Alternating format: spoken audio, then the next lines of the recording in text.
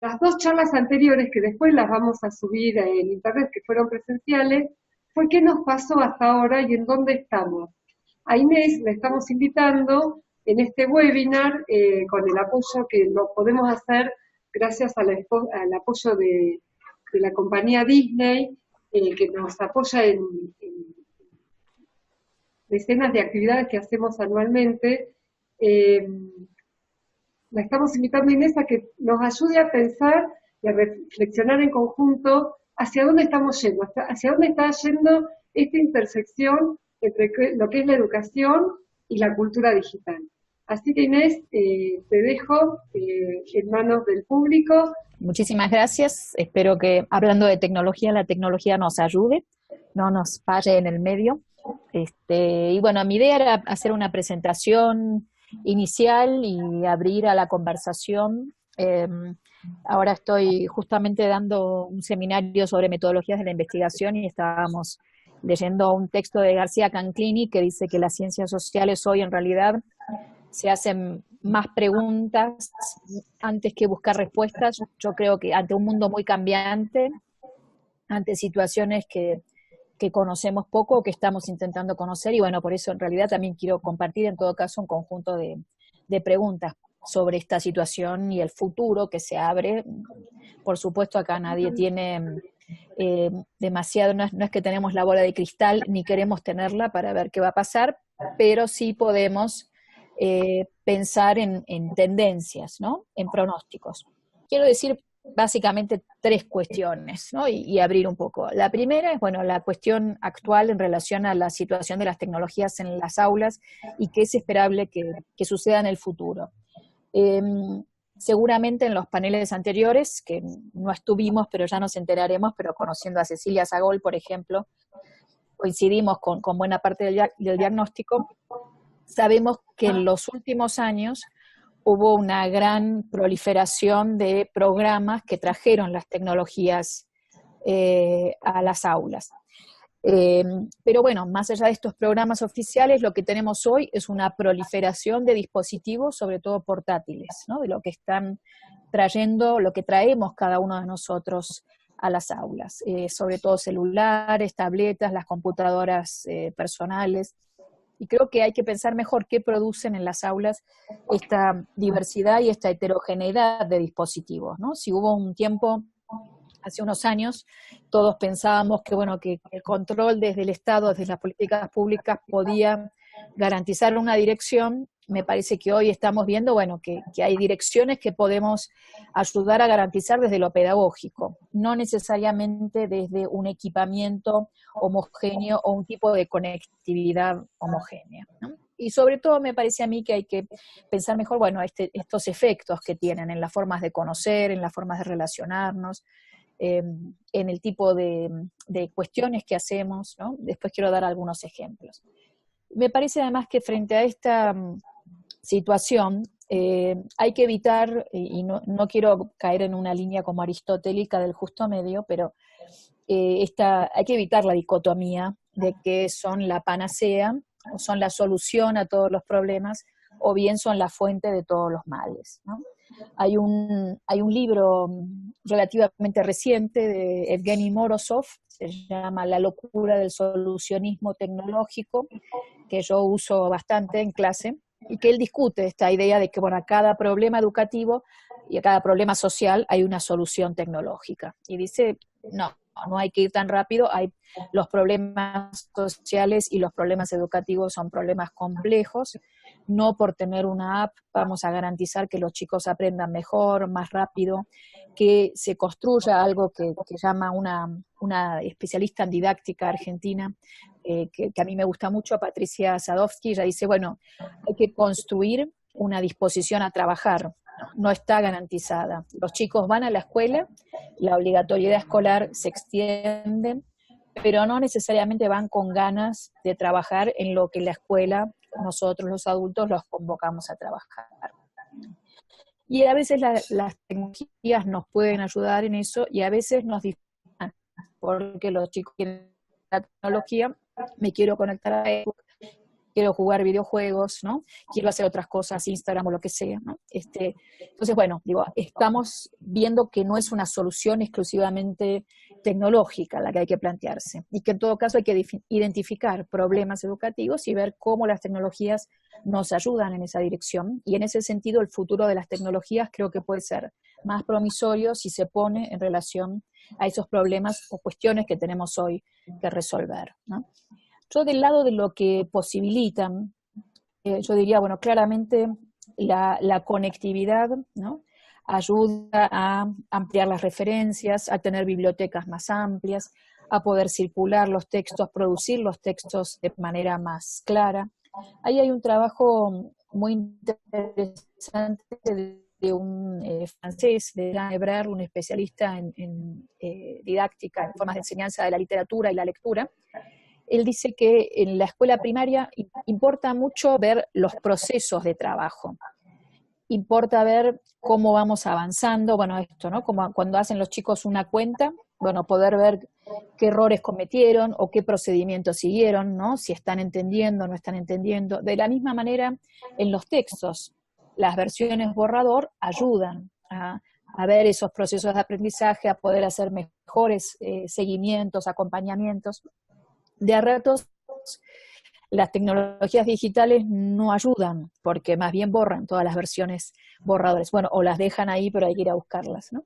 Y Ebrard dice, bueno, sería mejor, esto va a funcionar mejor en la escuela secundaria, que es un espacio pedagógico más preocupado con una forma final del texto, que en la escuela primaria, donde el cuaderno, ¿no? Y el ir borrando, o la hoja borrador, ayudaba precisamente a descomponer, a registrar todo ese proceso de trabajo y poder acompañar mejor ese proceso de trabajo.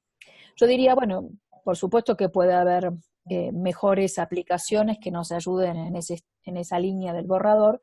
A lo que me refiero es que las tecnologías tienen que también ayudarnos a pedagogías, ¿no? ¿A qué queremos hacer, ¿no? Y si queremos que los chicos puedan desplegar un proceso de trabajo, puedan reflexionar sobre ese proceso de trabajo, puedan compartirlo, habrá que ver qué tecnologías y qué soportes nos ayudan mejor para eso y cuáles no solo no nos aportan, sino que a veces nos dificultan, ¿no? Entonces la conectividad es un aspecto, yo diría, favorable, también con sus riesgos, en la medida en que trae muchas conversaciones y a veces también un mayor nivel de distracción, la multiplicidad de lenguajes, la posibilidad de revisión de los textos y de circulación de los textos.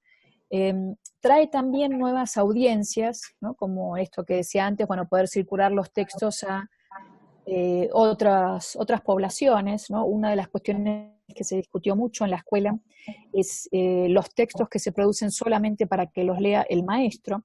Y aquí, bueno, por ejemplo, los blogs, ¿no? Y las revistas digitales, el meterse en grupos, por ejemplo, los trabajos que se hacen con fanzines, ¿no? O los booktubers, bueno, ahí hay una audiencia real, no inventada, ¿no? Y no exclusivamente escolar, ¿no? Y me parece que esa posibilidad de audiencias para producciones desde la escuela es una posibilidad, me parece a mí, muy rica. Hay también nuevas formas narrativas, ¿no? Y esto es algo complejo, creo yo, que hay que estudiarlo con más detenimiento. Pero bueno, alguna gente que trabaja en diseño de materiales digitales señalan que, por ejemplo, la cuestión, lo que habilitan los soportes digitales va más allá de lo que habilitaban los soportes impresos, ¿no? Por ejemplo, una cuestión es la navegación. Ellos lo llaman la permisibilidad o la affordance espacial, ¿no?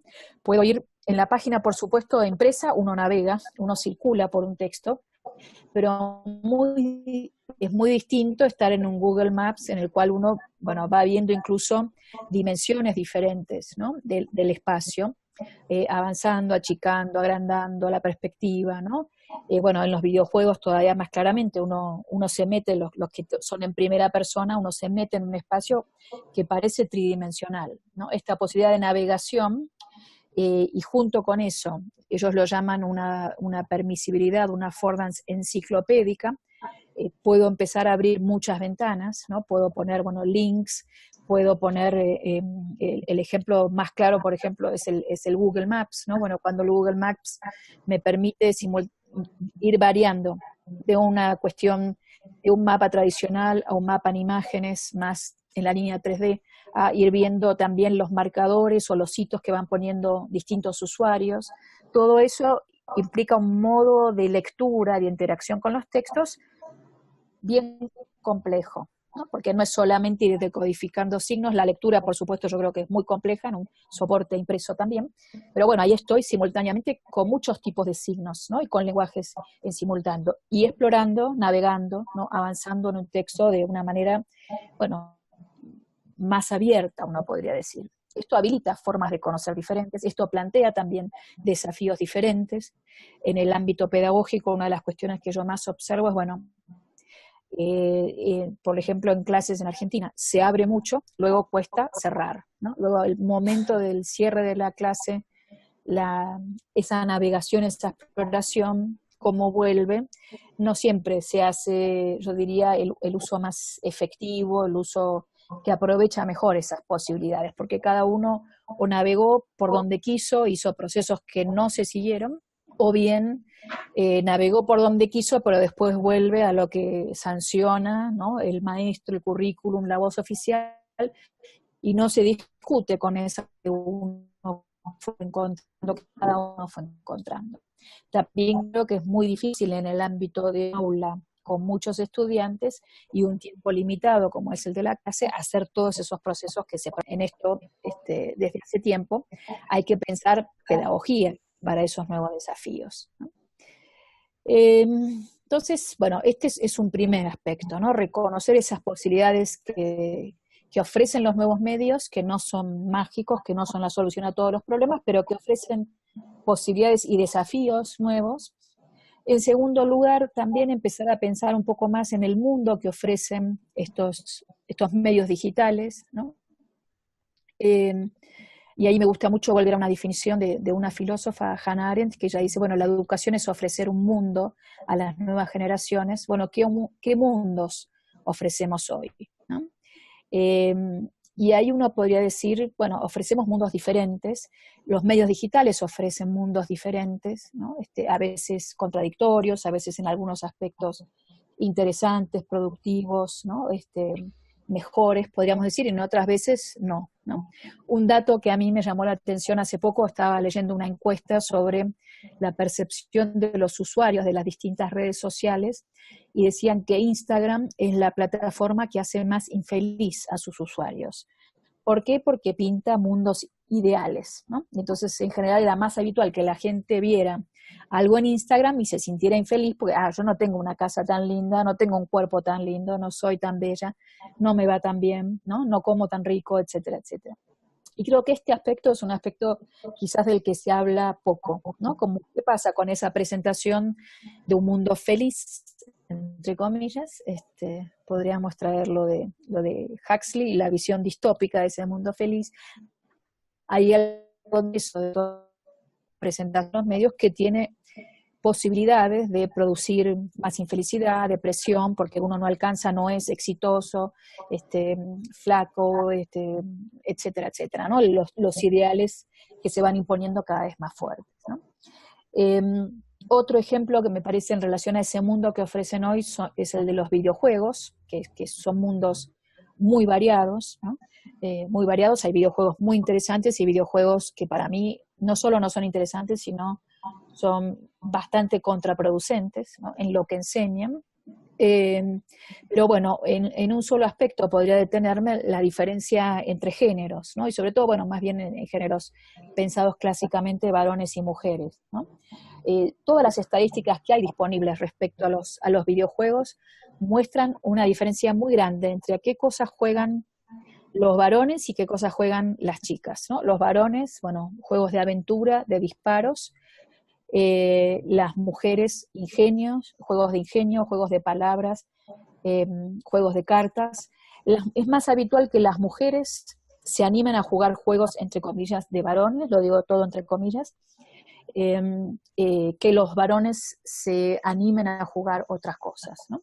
Si uno mira los juegos para la primera infancia, incluso en el momento de entrar a la alfabetización, son muy sexistas, ¿no? Los videojuegos para niñas proponen maquillarse, vestirse, vestir muñecas, cocinar, ¿no? En general son juegos que están atravesados por acciones que implican seguir jugando para obtener dinero, entre comillas, para comprar más bienes dentro del juego, o sea, la lógica de captar la atención, mantenerlos enganchados, no dejarlos salir de ahí. Y en general las prácticas alfabetizadoras son muy pobres, ¿no? Nada participativas, casi nada creativas, ¿no? Esto hay estudios muchos sobre las plataformas más habituales de juegos para la primera infancia. Y ahí uno podría decir, bueno, esos videojuegos, ¿qué mundo están ofreciendo? ¿En qué medida son un mundo más rico o más pobre para las nuevas generaciones, ¿no? Y uno podría decir, así como estuvimos muy pendientes de que los libros de texto o los planes del currículum no reproduzcan estereotipos de género, bueno, ahora no, por los videojuegos, por la ventana, digamos, o por las pantallas, están entrando muchas veces visiones más retrógradas respecto a lo que pueden hacer niñas, niños, niñes, ¿no? en el mundo actual, ¿no? Un tercer ejemplo respecto a este mundo que ofrecen es el de los buscadores. Yo he hecho investigación sobre el tema del uso de los buscadores y estoy haciendo actualmente específicamente en ciencias sociales en la escuela secundaria. Y uno podría decir que la acción de buscar información uno como docente y que los alumnos busquen información es de las más habituales, de las más comunes. Pero en general, ¿qué es lo que pasa? Bueno, el buscador nos organiza la información de una manera muy rápida y de una manera también sesgada, ¿no? Cuando se les pregunta a los estudiantes qué es lo que, con qué se quedan, bueno, se quedan en general con la primera o la segunda respuesta. Algunas veces dicen, bueno, yo sé que me estoy perdiendo de algo, pero la verdad es que no tengo tiempo, tengo que hacer la tarea rápido, ¿no? Y hay una investigación muy interesante que se hizo aquí en México, en el DIE, donde yo trabajo, en el DIE Sinvestab, de Marina Kliskowski, que dirigió Emilia Ferreiro, que ella les pidió a los chicos, en un estudio que uno podría llamar clínico crítico, enfrentó a chicos de 11 años y después a chicos más grandes a un problema que implicaba que dos sitios web tenían información contradictoria. Entonces, bueno, les planteaba la disyuntiva. Dice, por ejemplo, que los egipcios sacaban las vísceras antes de embalsamar, ¿no?, a los cuerpos, antes de hacer las momias, antes de momificar, y en el otro dice que no, que dejaban las vísceras. ¿A quién le creo? ¿No? ¿Qué criterios tengo? Y les daban una computadora, bueno, busquen a ver cómo resuelven esta disyuntiva. Y los chicos buscaban, al final los más chicos decían, bueno, yo al final le pregunto a mi mamá que me diga cuál es la razón, que en un punto es muy tierno y en un punto dices, bueno, son autoridades que están fuera de la plataforma, ¿no? Y que hay que tener en cuenta que la plataforma no permite por sí sola, por sí misma, resolver estas dudas. Pero en general, había dos hallazgos que me parecieron muy significativos. Se enganchaban mucho con lo visual. Por ejemplo, si había una página, sobre todo los más chicos, que tenía una forma de papiro egipcio, esa les parecía que era más verdadera. Y la otra cuestión que dijeron, para mí lo más interesante, que le decían, bueno, la verdad que si no me preguntaras, no me importa el conflicto. Es decir, si una dice que sí y otro dice que no, me lo salteo. No, al final, ¿qué importa qué hacían los egipcios, ¿no?, con las momias? Y a mí este aspecto me parece de lo más sintomático de esta época, ¿no? De esta forma de conocer. Me salteo los conflictos, la verdad importa poco, ¿no? También tiene mucho que ver con que en la escuela importa que la verdad es la que dice la maestra, el maestro, pero creo que es un problema más generalizado, ¿no? La verdad, como la pensábamos en términos de un acuerdo sobre el significado al que se arriba por procedimientos más o menos rigurosos, importa poco. Y los chicos decían, si no me preguntaras, si no me forzaras, y uno dice una cosa, otro dice otra, ¿qué importa? Y creo que este aspecto es un aspecto bien complejo y bien complicado. Y a mí me preocupa que en la escuela no lo estamos discutiendo demasiado, ¿no? Que nos preocupa si Wikipedia, no Wikipedia. Tengo aquí una estudiante en México que está trabajando en escuelas secundarias, y bueno, a los profesores le dicen, bueno, tienen que poner la URL de donde lo sacaron, como si eso garantizara que la información fuera verdad. Sí, yo pongo el sitio donde lo saqué, pero no es la única cuestión que tengo que hacer, ¿no? No es poner la fuente adecuada, porque esa fuente además, la URL, sabemos la cantidad de fake news, ¿no? Y de errores que circulan en Internet. Entonces, este tipo de discusiones me parece que estamos trabajándolas poco, ¿no? Y en ese sentido, mi previsión hacia el futuro es que si no las trabajamos, se van a agravar cada vez más, ¿no? Que si ya ahora a los chicos de 10 años no les importa, imagínense cuando crezcan y los que vengan, que ni siquiera van a tener a alguien que les pregunte, ¿hay algún problema si uno dice que es verdad y otro dice que es mentira, ¿no? Decir, no, bueno, ¿cuál es más popular? Listo. Entonces, bueno, frente a esta situación, yo creo que hay que plantearse enriquecer esa experiencia con los medios digitales, ¿no?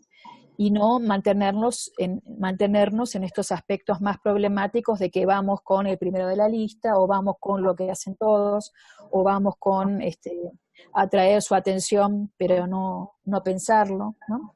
Entonces me parece que hay que darle otra entidad a las discusiones epistémicas, epistemológicas, qué estamos aprendiendo, cómo estamos aprendiendo, ¿no? Con los medios digitales, y también éticas, ¿no? Bueno, creo que ahí hay un aspecto del que no hablé, pero bueno, en la parte de videojuegos es claro también en la cuestión de la verdad, ¿no? Bueno, cómo aprender a vivir con otros, cómo aprender también a discutir con otros, a ponernos de acuerdo, ¿no?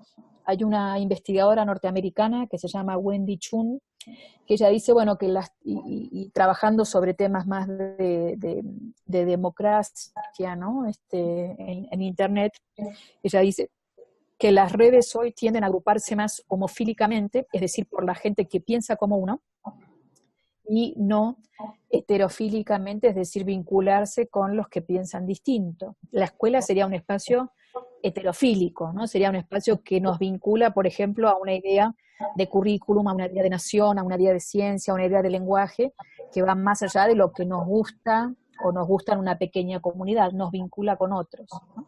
Pero la presión hoy es ir más hacia lo homofílico, a lo que es igual a nosotros, a lo más parecido, ¿no?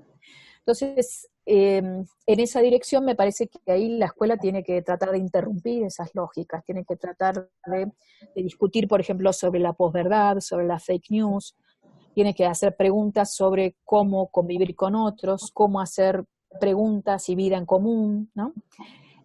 Yo creo que hay que insistir, aunque pase de moda, pero si pasa de moda a mí me preocupa qué va a pasar con la sociedad humana, que uno tiene que tener más apego por formas disciplinadas, comprobadas, acordadas de producción de conocimiento, que no es solamente la ciencia, pueden ser las humanidades, puede ser la literatura, pero bueno, hay formas que pasan por procedimientos que tienen que ver con producir conocimiento y que no es tan sencillo como digo lo que se me ocurre y se terminó, porque eso después tiene efectos graves en la sociedad en su conjunto, ¿no? Entonces me parece que la educación, la escuela, debería proporcionar una formación que ayude a cuestionarse sobre esto, que ayude a tener una distancia, ¿no? Que aproveche las posibilidades que ofrecen y también mantenga una distancia y en todo caso, idealmente para mí, forme consumidores, forme participantes de las redes que tengan un mayor nivel de exigencia respecto a las plataformas, respecto a las corporaciones, ¿no? Bueno, lo que pasó este año, por ejemplo, con Cambridge Analytica, ¿no? Con Facebook, etcétera, ¿no? Dice, bueno, habría que tratar de plantearles más cuestionamientos, ¿no? Todos los usuarios en conjunto podemos tener algún poder sobre las empresas y también podemos forzar a que vayan en otras direcciones. Bueno, esto es lo que yo quería compartirles por ahora. Quiero abrir preguntas, estoy leyendo ya algunas de las intervenciones, pero bueno, si quieren, le paso ahora el micrófono a Marcela para ir organizando una conversación sobre estos temas, un intercambio, cómo lo ven ustedes, cómo lo experimentan desde las aulas, la experiencia. Ahí estamos. Eso. Sí, acá hay Marcela, dos te paso. Sí. Acá, por ahora hay dos preguntas. Una que dice, al final en clase, se analiza la información y no la fuente, ¿cómo formamos criterio? Y la segunda es, entonces, nos piden más bibliografía en relación a lo que vos estuviste comentando. Y yo agregaría, si vos tenés algún ejemplo para darnos, ¿me estás escuchando? Porque sí, no, para mí hay que sacar el video. Ahí está. Ah, Se cayó, pero aquí eh, estoy. no, hay una pregunta, o sea, una pregunta que es, al final en clase se analiza información y no la fuente. ¿Cómo analizamos criterio? ¿Cómo formamos criterio? Y la otra habla de cómo formamos pensamiento crítico.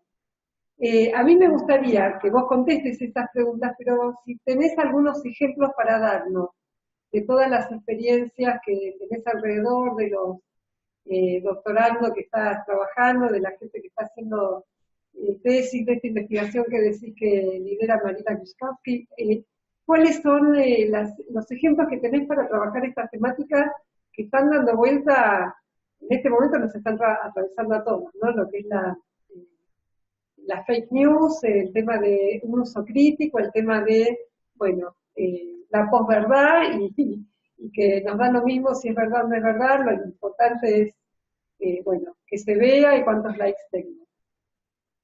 No sé si por ahora no hay otra pregunta, pero acá hay alguna, si querés empecemos con eso y respondemos alguna más. Bueno, son preguntas grandes, ¿no? Pero bueno, esto cómo, a ver, cómo formar en el pensamiento crítico, ¿no? Y yo diría, bueno, actividades posibles de hacer, es plantearles, bueno, un poco a la manera que hizo Marina Kryskowski, ¿no? Ponerles el dilema. Yo creo que no sirve decirles, a ver, esto es bueno, esto es malo, más allá de que, por supuesto, uno tiene posición, ¿no? Pero creo que también hay que ayudarlos a que construyan criterios en la práctica, ¿no? Entonces, bueno, si la información en Internet, confrontarlos con problemas, ¿cómo hago para resolver si una información es verdadera o no es verdadera, ¿no? Ponerlos a prueba. No sé, aquí, por ejemplo, hay algo que es, sobre todo en la secundaria, se insiste mucho con que vayan a páginas autorizadas. Por ejemplo, las de la universidad. Uno ahí podría decir, bueno, está bien, porque la universidad tiene un sistema de validación de lo que publica que pasa por, esperamos en general que pasa por un criterio de revisión, ¿no? Que no es lo mismo que un sitio que no conozco y que no va a tener revisión, ¿no? Pero yo diría, no es solamente cuestión de ir a ver, digamos, esto, ¿no? Como siempre que vayas a la universidad vas a encontrar información fidedigna, sino en primer lugar irle mostrando ejemplos, ¿no? Dilemas. Para mí eso ayuda mucho a una posición crítica, porque permite también, insisto, ¿no? Construir un pensamiento crítico propio, ¿no? Cuando, por ahí inicialmente puedes darle algunos listados, bueno, a ver, esta información, si lee en inglés, no sé, science o la que sea, ¿no? En el ámbito que se verifique, o los sitios de los ministerios de educación, ¿no? Lo que encontramos en la investigación es que no se usan tanto los sitios del Ministerio de Educación, que en general la búsqueda es por Google, ¿no? Y es una búsqueda como los docentes, nos quejamos de los chicos, pero los docentes hacemos más o menos lo mismo, ¿no? Digo, yo también uso Google para mis búsquedas académicas, pero bueno, no me quedo con la primera respuesta. Entonces empiezo ahí, me fijo, lo critico, a ver esto que dice, y quién es, y voy y busco el link. Bueno, todo eso requiere tiempo, requiere haber hecho esa búsqueda anterior, o sea, haber hecho búsquedas antes, ir formándome. Son muchos años que trabajo en estas cosas, ¿no? Y eso es el proceso que habría que tratar de reproducir en la formación con los chicos, ¿no? Que desarrollen esas habilidades críticas. Luego está también, no sé, con los videojuegos, ¿no? ¿Qué podemos hacer para que ellos vean, se incomoden con algo de esto, ¿no? Y de nuevo yo creo que ahí la cuestión más de ir taxativos desde lo moral no sirve tanto, ¿no? ¿no? Pero no es cuestión de que lo hagan porque la maestra lo dice, sino es cuestión de que lo hacen porque lo entienden y se apropian de un criterio moral también, ¿no? ¿Por qué está mal andar disparándole a todo el mundo, ¿no? ¿Por qué están mal los videojuegos que solamente son dispararle a todo el mundo, ¿no? ¿Qué tipo de relación con el mundo establecen? Y por ahí, digamos, sin censurar, es ir poniendo al lado otro tipo de experiencias que ayuden, que den, no sé, desde otro ritmo, más tranquilo, ¿no? Nosotros en casa discutimos bastante de esto, ¿no? Con las hijas adolescentes. Bueno, ¿cómo quieren hacer eso? Y yo les planteo preguntas y insisten, bueno, pero a ver, hacia el final de la tarde ya, ¿sabes qué? Conviene que bajes un poco y que hagas otras cosas, que te conectes con otra cosa, que Sí, leas, que veas un video más lindo, más tranquilo, ¿no? Que te sí. conectes con el mundo más bello. Acá las escuelas nos están pidiendo ayuda por el tema del Fortnite, especialmente, no sé, en el resto de Latinoamérica, porque remiten los papás un vicio y que es imposible limitar ese uso. Nosotros siempre tenemos el discurso esto, de el uso responsable, de limitar los tiempos, de la participación de los padres, de lo que vos comentás de poder estimularlos con otras actividades. Pero el Fortnite se habla como que es algo especial, que es imposible sacar a los chicos de ese ecosistema, de que pierden, de que quieren volver a la casa si salieron. ¿Tenés alguna información en relación a eso? Porque como que está preocupando mucho, es un tema que está atravesando. Entonces es un videojuego, pero tiene las mismas características, ¿no? Ujú, ujú. No, no tengo mucha información, es muy nuevo y también nosotros lo estamos viviendo acá. Y nos reíamos el otro día porque nuestra hija de 12 años dice, bueno, estaba jugando así, no podíamos pararla, y dijimos, bueno, se terminó, dice, bueno, espera que me suicido y vengo. Y yo me quedé así, no, me suicido en el juego, ok. Pero bueno, hay algo evidentemente muy, muy atrapante, ¿no? En el juego que hay que revisar. No sé, yo creo que ahí, por un lado, es tratar de que vean las consecuencias de esto en el mundo, ¿no? Digo, de nuevo, yo no sé si sirve tanto la prohibición como tratar de ir, sobre todo en ciertas edades, ¿no? Ya en edades más adolescentes, habría que ir tratando de que se autorregulen. Y de cualquier manera yo no, me parece que a veces hay que decir, bueno, se terminó horario, ¿no? Y listo, y los adultos somos responsables de poner algunas reglas, ¿no? Sí, Pero sí, también ir poniendo en común, bueno, ¿no? ¿Qué efectos tiene esta cuestión del mundo de que el otro es alguien al que le disparo y no me importa, ¿no? sí, Encontrar, yo creo que sin demonizar, creo que los videojuegos tienen, proveen un mundo propio, ¿no? Y le veo también esta parte, así como para nosotros en nuestra generación era la música, no sé, para mí en Argentina era el rock, ¿no? Y era salir con mis amigos a los 14 años, y bueno, también era una adolescencia en la que uno salía mucho más a la calle, ¿no? Y hoy los chicos salen menos y se conectan por los dispositivos, y ese es su salir, ¿no? Hay que tener en cuenta esto también. De esto habla muy bien, me parece a mí, una especialista norteamericana, Dana Boyd, eh, sí. y ella dice, bueno, no hay que entrar en pánico moral, el mundo que hoy tienen los adolescentes es un mundo espacialmente, uno podría decir, más restringido, ¿no? Y bueno, y la forma de salir de casa y de escapar de la visión adulta, de la mirada adulta, es por sus dispositivos. Esto es construirse un mundo propio. Pero bueno, ¿qué mundo propio se están construyendo? Yo creo que ahí hay que colocarles preguntas, ¿no? Bueno, a ver, mirás el mundo alrededor, y el mundo está lleno de guerras, la vida del otro no importa nada, cuánto de esto contribuye en esa misma dirección o cuánto de esto, y por ahí los chicos saben y pueden negociar, ¿no? Con esas plataformas, y bueno, y en 2 meses se aburren y qué suerte, ¿no? Y pasamos a otra cosa. Pero bueno, creo que en la escuela quizás se podrían plantear algunas actividades, ¿no? De otro tipo de sensibilización ética y de nuevo epistemológica, ¿no? Como, bueno, ¿qué formas de conocer son esas, ¿no? De clic, clic, clic, clic, clic, ¿no? Y bueno, el mundo no se conoce con el clic, clic, clic, ni con la invitación a hacer, ¿no? Como muy, muy adictiva, ¿no? Muy voraz. A veces la cuestión contemplativa, el bajar un cambio, el sentarte a escuchar, ¿no? Nada, compartir algo con los otros.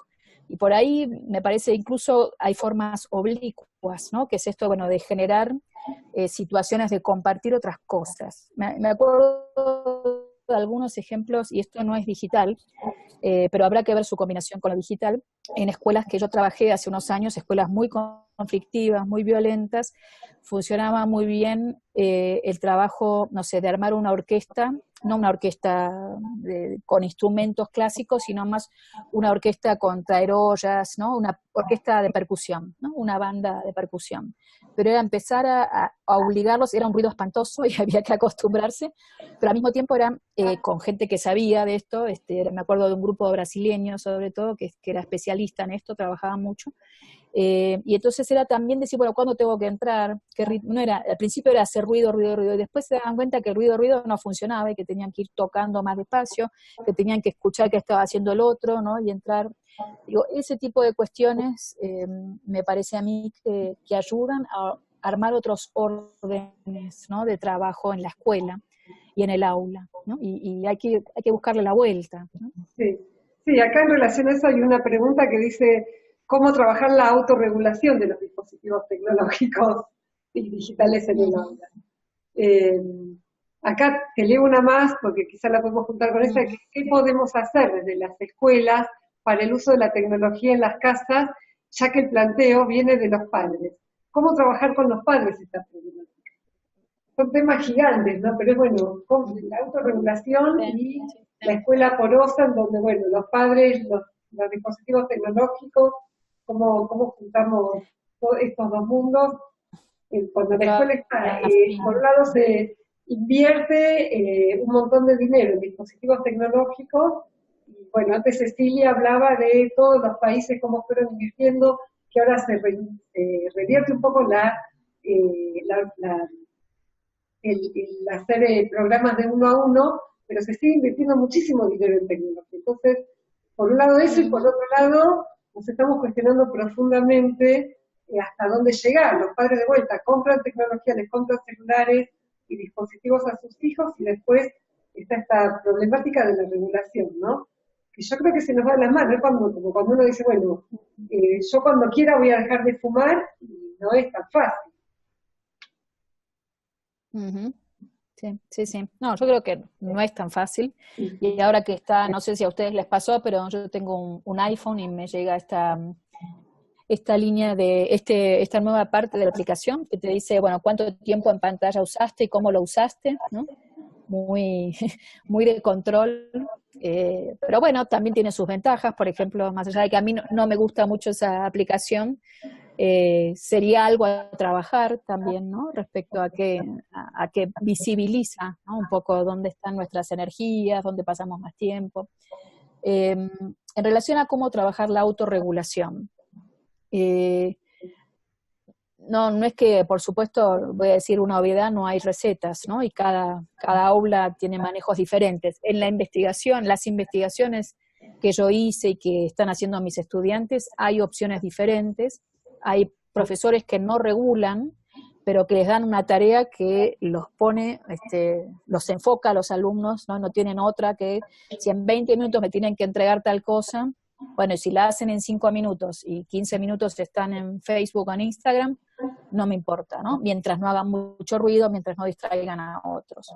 Pero bueno, después hay que ver si esa tarea que se resolvió, si daba lo mismo resolverla en 5 minutos que en 20, habrá que ver si no hay que dar una tarea que aproveche el tiempo mejor, ¿no?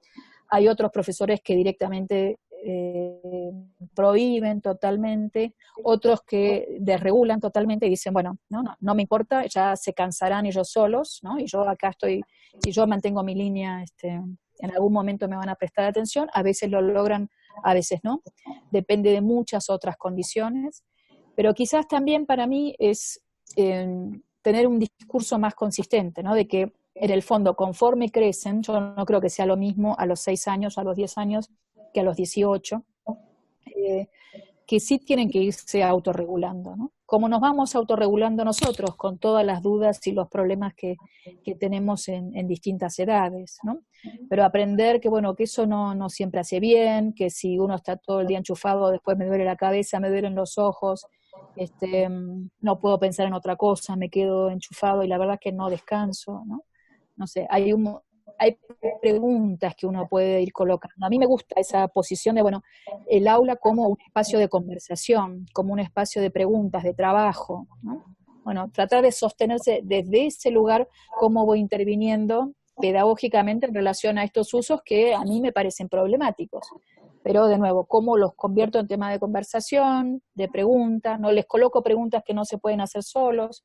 Y yo creo que ahí también los maestros tienen un buen lugar, ¿no? Que es un lugar externo a la casa, porque en la casa muchas veces este conflicto está ligado a un crecer, a diferenciarse de los padres, de la autoridad. Bueno, sobre todo en la secundaria, los maestros, los profesores muchas veces tienen una posición más libre, ¿no? Y bueno, ojalá que puedan colocar preguntas que a los padres nos cuesta más colocar, ¿no? Y después en relación a qué hacer con en las casas, ¿no? Y el planteo que viene de los padres, es muy difícil. Es muy difícil porque muchos padres no quieren ni escuchar ni conversar. Ahí hay opciones desde hacer talleres, que a veces funcionan, a veces no, ¿no? Talleres de formación, de discusión, compartir lecturas, quizás. Para mí sí se podrían compartir algunas lecturas, ¿no? O, por ejemplo, traer el tema del Fortnite, ¿no? Bueno, a una reunión de padres y, bueno, ¿cómo lo ven ustedes? ¿Cómo lo vemos nosotros? ¿Cómo construimos criterios en común? ¿No? Poder tener más consistencia entre la casa y la escuela, sabiendo que son espacios diferentes. En la escuela vienen a trabajar otra cosa, ¿no? Y una cuestión que también pasa es esta continua interrupción también de los padres en el WhatsApp, ¿no? Llamadas en el medio de un horario escolar, y uno dice, ¿pero por qué llaman? O cuando los chicos saben que están en clase, ¿no? Y que no deberían interrumpirlos. Son como acuerdos básicos que hay que construir y que me parece que hay que insistir en sostener, ¿no?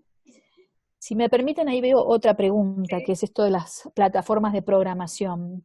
Sí. A mí me parece que está bueno incluir programación en la educación básica y media. Me parece que se están haciendo algunas experiencias interesantes respecto a esto. ¿Por qué? Porque implica también, yo digo, en esa posición crítica, lo crítico no es solamente decir está bien o está mal, ¿no? Sino es también entenderlo mejor, ¿no? Y una posición crítica es una posición de mayor distancia que dice, bueno, a ver, ¿y esto cómo funciona? Esto que aparece como mágico, que haga un botón, clic, ¿no? Y aparece. En la medida en que puedo entender que hay un algoritmo atrás que me está organizando la búsqueda, o que hay un programa que me permite hacer ciertas cosas y otras no, creo que también tengo una relación diferente con eso, ¿no? Yo trabajé mucho esto en el tema de los medios y del cine, por ejemplo. Y el enseñar a ver cine también pasa por enseñar a hacer cine. Aunque ninguno vaya a hacer cine, o muy pocos vayan a ser cineastas, uno no ve cine de la misma manera después de haber pasado por la experiencia de tratar de hacer una película. Y entender que es difícil y que hay que tomar decisiones y que dónde pongo la cámara y qué cuento y cómo lo cuento. Todo eso informa una mirada, forma una mirada muy diferente. De la misma manera me parece a mí la cuestión de la programación, ¿no? Cuando uno entiende un poco más que hay atrás de esto que aparece como una caja negra o brillante, maravillosa, me parece que también puede aproximarse de otra manera, ¿no? Y hay experiencias muy interesantes. Uno de los lugares donde creo que se trabaja mejor es en Canadá, que tienen experiencia de programación en la escuela, talleres. Les preocupa mucho la cuestión de género, que las chicas también sean programadoras, que diseñen videojuegos que les gusten a ellas, que sean mejores, ¿no? Que las pongan en otros roles, que las inviten a hacer otras cosas. Y hay experiencias muy buenas, hechas por gente de la universidad, con programadores, con tecnólogos, ¿no? Y efectivamente, si uno busca, bueno, en el mundo hay en este momento, bastantes desarrollos interesantes al respecto.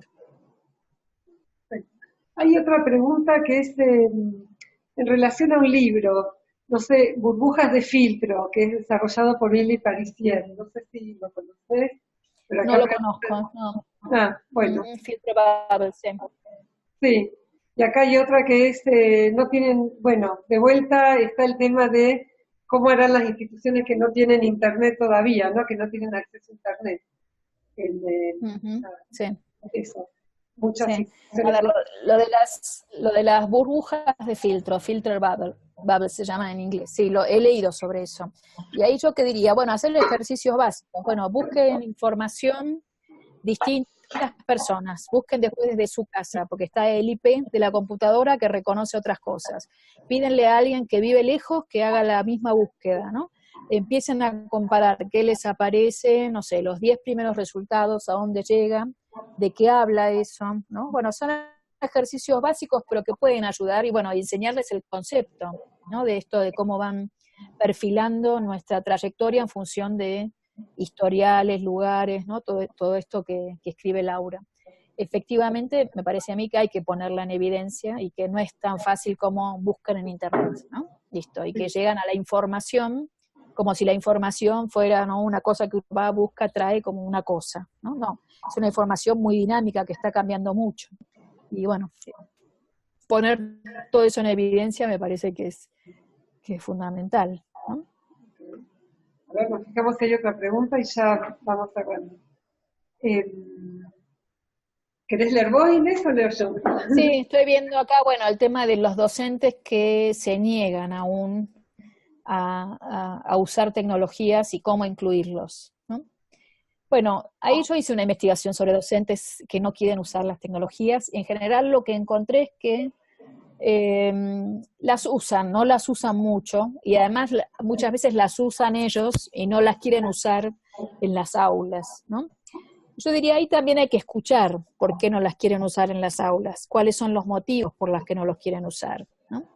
Y muchas veces no las quieren usar porque les complica mucho el desarrollo de un guión didáctico, por razones que no son del todo desatendibles, ¿no? Porque los distraen mucho a los alumnos, ¿no? Porque le generan muchos conflictos, bueno, abro muchas ventanas y después, esto que yo decía, y después como pongo todo esto junto no me sirve, ¿no?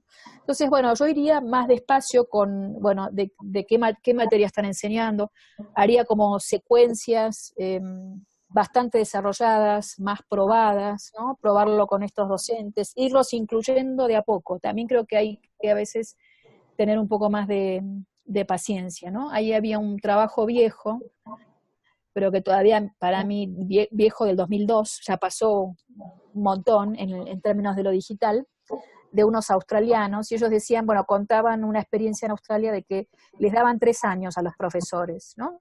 Que había algunos que eran los early adopters, ¿no?, los que venían muy rápido y que enseguida se enganchaban, y hay otros que tardaban mucho, pero los escuchaban, probaban algunas cosas con ellos, iban más despacio, y yo creo que algo de eso también hay que hacer, y bueno, Cecilia conoce la experiencia bien de educar, que también se hacía algo de esto, ¿no? Que era pensar que los docentes van a tener niveles distintos de incorporación de las tecnologías, y no ponernos tan nerviosos, ¿no? Y por ahí escuchar más, ¿por qué no? Y tratar de ver, bueno, entonces, a ver cómo te ayudo para ese problema que estás viendo con el desarrollo de la tecnología, cómo te ayudo para que veas que la tecnología no es una enemiga necesariamente, ¿no? Puede hacer algunas otras cosas. A mí me gustaría cerrar con una pregunta. Vos antes nombrabas a Emilia Ferreiro y a mí me encanta el concepto de Emilia, que dice que estar alfabetizado hoy no es solamente saber leer y escribir, sino que ser un ciudadano alfabetizado hoy es también acceder a la cultura digital y estar alfabetizado digitalmente. Mi pregunta es si vos podés desglosar qué es para vos estar hoy alfabetizado y cuáles serían los ítems principales, ¿no? Si decimos, bueno, ¿qué es la alfabetización hoy? ¿Cuál sería tu respuesta? Ay, es difícil, pero uno podría decir. Exacto. Me da un ratito que la pienso. No, a ver, para mí, bueno, leer y escribir, ¿no?, como operaciones básicas, uno podría decir cómo se están redefiniendo hoy, ¿no? Un leer y un escribir, no solamente porque son en soportes distintos, sino porque también trabajo con signos distintos. Si leer, por ejemplo, es poner signos en relación, ¿qué signos estoy poniendo en relación? Que ya no son solamente palabras o letras, ¿no?, sino que son también imágenes, que son también sonidos, ¿no? Y también cuáles son las relaciones, ¿no? Porque antes las relaciones era como poner uno al lado del otro, bueno, conectar, construir sentidos. No podría decir, bueno, sí, eso sigue siendo así, conectar, construir sentidos, pero ¿qué sentidos voy construyendo sobre esos signos que pongo juntos, ¿no? Y para mí ahí la pregunta del sentido sigue siendo muy importante, porque también en lo digital, y ahí lo sigo a Morozov y a otra gente, hay también una tendencia muy importante a automatizar muchas cosas, a delegar en la máquina que las haga por nosotros. Por ejemplo, la búsqueda de información. Antes había que ir y buscarla en un libro, buscarla en una biblioteca, ¿no? Bueno, ahora pongo chic, chic, chic, ¿no? Y me devuelve una lista de información que supuestamente resuelve el problema de la búsqueda de información. Como eso, estoy delegando en las máquinas cada vez más cosas, ¿no? Y creo que ahí no hay que delegar la construcción de sentidos sobre eso. En un punto yo creo que es indelegable, aunque las máquinas insistan, ¿no? Entonces yo diría estar alfabetizado hoy es ser competente, ser fluido, pero también ser crítico respecto a estos nuevos procesos de construcción del lenguaje, nuevos procesos de producción del conocimiento, que bueno, que son quizás muy complejos, ¿no? Y bueno, ser alfabetizado quiere decir muchas cosas, pero bueno, ¿cómo soy alfabetizado? ¿Cómo puedo leer y puedo entender cosas que están sucediendo hoy, no que aparecen en los medios? Me acuerdo, me viene a la mente una frase de Walter Benjamin, un filósofo crítico literario alemán de principios del siglo XX, que él estaba mirando el cine, ¿no? La fotografía, el cine en sus comienzos, y la prensa ilustrada, y él decía, bueno, y la prensa que cada vez traía más fotografías, y las fotografías que andaban sueltas, ¿no? Y le decía, bueno, ¿cómo puede ser que la fotografía ande suelta sin su epígrafe, sin saber quién la produjo, para qué la produjo, ¿no? Y él dice, bueno, en el futuro, analfabeto será quien no pueda leer sus propias imágenes, ¿no? Quien no va a poder reconocer sus propias imágenes. Y de rato yo siento que estamos un poco ahí, ¿no? Que está analfabetismo en el cual ya no podemos leer las propias imágenes muy serializadas, imágenes muy desprovistas de un sentido, ¿no? Al mismo tiempo también siento que cuando uno se acerca más a las imágenes, siempre tienen algún sentido, por lo menos algunas, ¿no? De las que hacemos. Tengo aquí una estudiante que está trabajando el tema de las selfies, ¿no? Y qué sentidos construyen los chicos sobre las selfies. Bueno, desde la cantidad, no sé, una cosa que nos sorprendió, los chicos adolescentes, entrevista a adolescentes y encuesta, hacen 50 selfies por día o más, ¿no? Bueno, y después guardan 3 o 4. Y uno puede decir, hay una cosa muy serializada, muy automatizada respecto a esa producción de la propia imagen. Pero después cuando uno profundiza, no es tan así, porque las que guardan es porque les significan algo, porque les tienen un cariño, porque quieren hacer algo con eso, ¿no? Entonces, bueno, creo que esa alfabetización es la que puede ayudar a que esas relaciones de sentido no se pierdan, ¿no? Y al revés, se enriquezcan, no solo no se pierdan, sino que se enriquezcan con otros lenguajes, con otras posibilidades, con otras audiencias, ¿no? Como decía al principio, bueno, estas nuevas audiencias, nuevos lenguajes, ¿no? Y esa posibilidad de enriquecernos, ¿no? Este webinar va a estar grabado, les aviso a todos los participantes.